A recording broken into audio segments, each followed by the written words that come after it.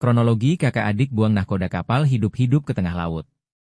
Kasus ini bermula dari laporan anak korban ke kantor Mako Korpolairut pada 6 April 2024, usai ayahnya tidak kunjung kembali ke rumah dari berlayar.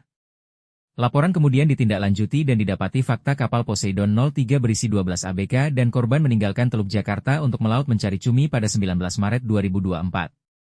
5 hari berselang atau pada 24 Maret 2024, terjadi keributan antara korban dan salah satu KKM.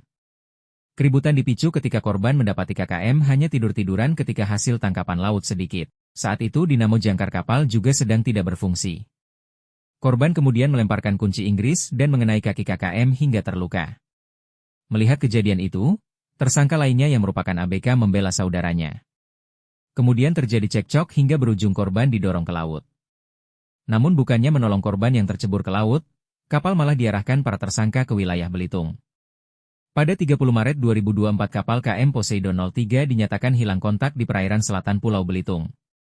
Setelah Korpolairut berkoordinasi dengan Basarnas, kapal ditemukan dalam kondisi kosong. Awak kapal sudah hilang dan semua barang yang ada di atasnya tidak tersisa.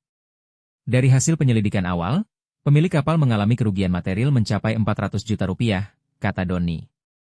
Berdasarkan proses penyidikan, barang-barang di atas kapal dijual oleh para tersangka dengan harga amat murah. Mereka menjual hasil tangkapan cumi, alat navigator, spare part kapal, alat satelit dan beberapa keperluan berlayar seharga 41 juta rupiah. Uang tersebut kemudian dibagikan kepada 12 ABK kapal Poseidon 03 sebagai modal pulang ke rumah atau berpencar ke berbagai daerah. Mereka berpencar ke Bandung Barat, Jambi, Mentawai dan Jakarta. Kedua pelaku memberikan uang hasil penggelapan barang kapal dengan menyisipkan ancaman. ABK lain diminta tidak melapor polisi, tidak kembali ke Jakarta, dan bersembunyi sampai situasi aman.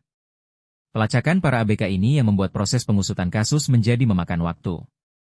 Seluruh ABK berpencar lari, tidak kembali ke Jakarta sebagai tempat awal mereka berangkat sehingga kita harus mencari satu persatu, ungkapnya. 2 orang pelaku berhasil diamankan dan telah mengaku melakukan perbuatan dugaan pembunuhan serta penggelapan barang-barang kapal. Barang bukti yang turut diamankan antara lain 1 unit kapal KM Poseidon 03, dokumen manifest kapal, dokumen SPB, dan sejumlah kwitansi perbekalan. Atas perbuatannya, para tersangka dijerat dengan pasal 372 Jo pasal 374 KUHP tentang penggelapan, serta pasal 359 KUHP tentang kelalaian yang menyebabkan hilangnya nyawa.